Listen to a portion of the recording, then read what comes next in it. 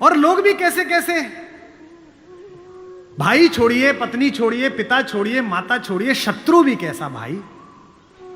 इस कहानी का तो विलेन भी कितना खूबसूरत है, कितना कमाल का विलेन है। उत्तम कुल पुलस्त मुनि नाती, पुलस्त का नाती है भगवान शंकर का अनन्य भक्त, दशग्रीव। 10 सिर नहीं है उसके, ये सम्मित है, ये जो रामलीला में लगा देते हैं। 10 दिमागों के बराबर का आईक्यू है। जिसके ऊपर 10 सिरों की कृपा चलती हो, 10 काम एक साथ करता हो, 10 तरह से सोचता हो, उसका नाम दशानन है। 10 सिर वाला है वो। 9 ग्रह उसके चरणों में लेटे हुए हैं। शनि के ऊपर तो पैर रखे बैठा है। फिर भी राम से हार गया। क्यों हार गया, कारण बताता हूं। राम इच्छाओं से मुक्त हैं और रावण इच्छाओं के पाश में बंधा हुआ है।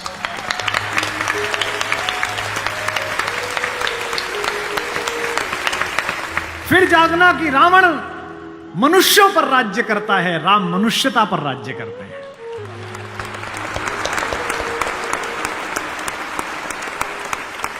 आपको पता है कि जब भगवान ने युद्ध शुरू किया तो पूजा की।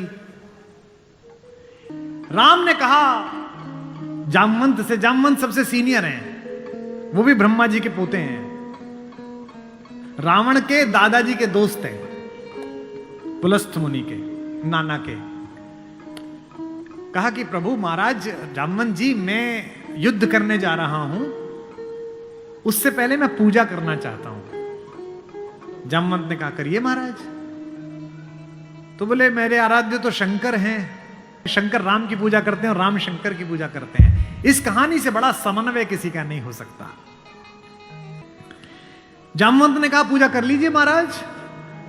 बोले मुझे एक ऐसा पंडित चाहिए जो शैव हो, शिव को मानने वाला, और मैं वैष्णव हूं तो वैष्णव भी हो। उन्होंने कहा कि इस जंगल में, इस युद्ध क्षेत्र में ऐसा कोई पंडित कहां मिलेगा भगवान। तो उन्होंने कहा पूजा कैसे होगी फिर। जो जामवंत ने कहा एक पंडित मेरे ध्यान में है, पर वो आपका पुरोहित बनेगा नहीं। बोले कौन। बोले पुलस्थ मुनि का नाथी महारथी रावण, वो शिव का भक्त है और वैष्णव भी है, उससे करा लीजिए। सोचिए जिसको हराने जा रहे हैं उससे पूजा। राम ने जामवंत से कहा कि महाराज पूछ के तो आइए, अगर महापंडित रावण आज्ञा दे दें इस यज्ञ के लिए तो मैं कर लूं। रावण को पता चला कि जामवंत बुलाने आए हैं। रावण ने अपने सैनिकों से कहा कि जैसे ही दादा जामवंत आए, कोई उनसे प्रश्न ना करे, उन्हें बस महल का मार्ग दिखा दे, हाथ जोड़ के सब चरण छुएं। जामवंत पहुंचे, रावण किले के द्वार पर चरण छूने आया। कहा कि पितामह मैं आपको प्रणाम करता हूं, मैं धन्य हुआ कि आप पधारे। जामवंत ने कहा कि मैं बहुत प्रसन्न हुआ तुम्हारी अतिथि सेवा देखकर। बिठाया, पूछा कैसे आए हैं। जामवंत ने कहा मैं एक इच्छा लेकर तुम्हारे पास आया हूं। एक मेरे साथ 2 जजमान हैं, वो एक यज्ञ करना चाहते हैं युद्ध शुरू करने के लिए।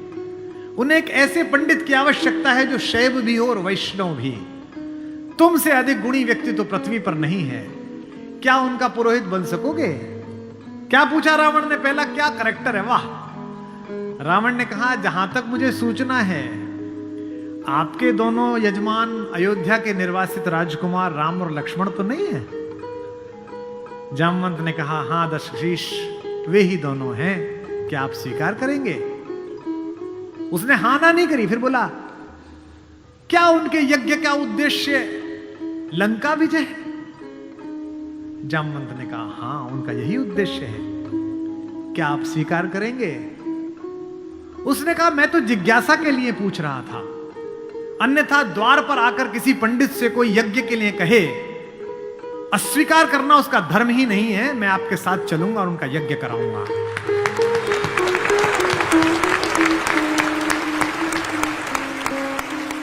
जामवंत ने कहा कि क्या मुहूर्त निकला। उसने नवग्रहों को बुलाया, बोले इधर बैठ, तू इधर बैठ, तू इधर बैठ। वो तो अपने ही हाथ में था, तू मिनिस्टर ऑफ स्टेट, तू फुल कैबिनेट। बता कितने बजे? बोले जी सुबह 5:30 बजे ब्रह्म मुहूर्त में, जिसमें हम पैदा हुए। तो उसने कहा ठीक है, 5:30 बजे का मुहूर्त निकला, मैं 5 बजे आ जाऊंगा। जामवंत ने कहा आचार्य हो गया अब तो रावण, आचार्य पूजा के लिए क्या व्यवस्था करनी है, क्या सामग्री लाऊं?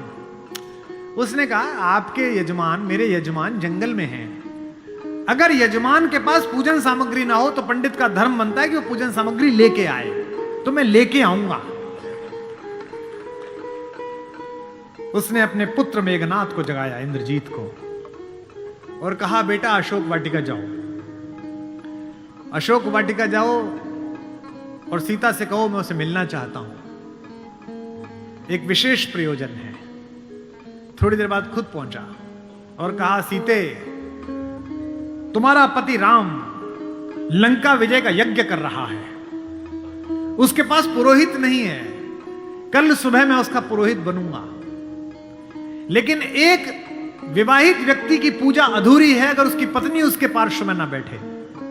क्योंकि तुम उसकी पत्नी हो, तो सुबह ये इंद्रजीत रथ लेकर आएगा, तुम स्नान करके नया वस्त्र पहनकर इस रथ में बैठ जाना, क्योंकि मेरे यजमान की पूजा पूर्ण होनी चाहिए, मैं पूर्ण पूजा का पुरोहित नहीं हूं। और कहा कि तुम्हारी लंका से मुक्ति केवल पूजा तक की है, पूजा होते ही उठना और इसी रथ में वापस बैठकर अशोक वाटिका में आ जाना। क्या तो सीता, क्या राम और क्या रावण, क्या कहानी है ये। सुबह यही हुआ, शिवलिंग की स्थापना हुई, बालुका की मृत्यु से एक विग्रह बनाया राम ने अपने ओजस्वी हाथों से।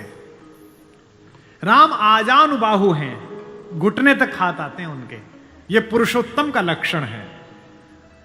महाराणा कुंभा वे भी आजानुबाहु थे। कभी कुंभलगढ़ के किले में जाइए, 3 फीट का शिवलिंग है, नीचे बैठ के अपने ही हाथ से लोटे से रुद्राभिषेक करते थे बिना उठे।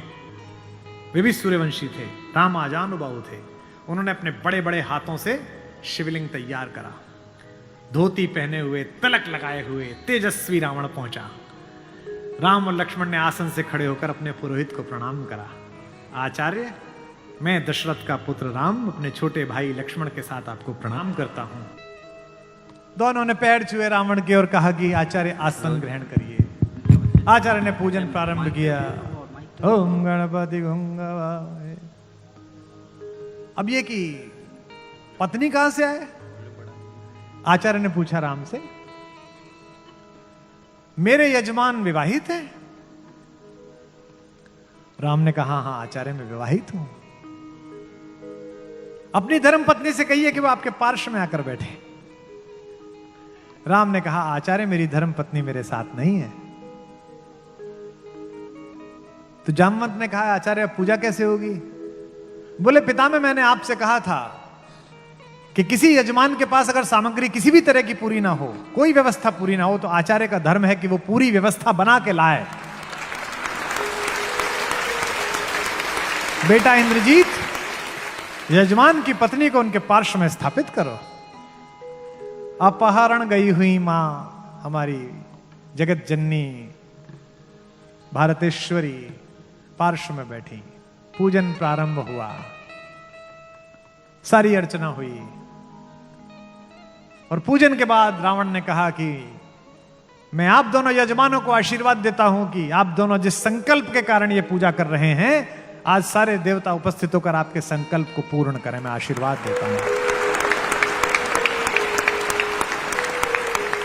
हमारे गांव में गीत गाया जाता था, बना पुरोहित रामचंद्र का जय का वर दे आया। जब चलने लगे तो राम ने पूछा,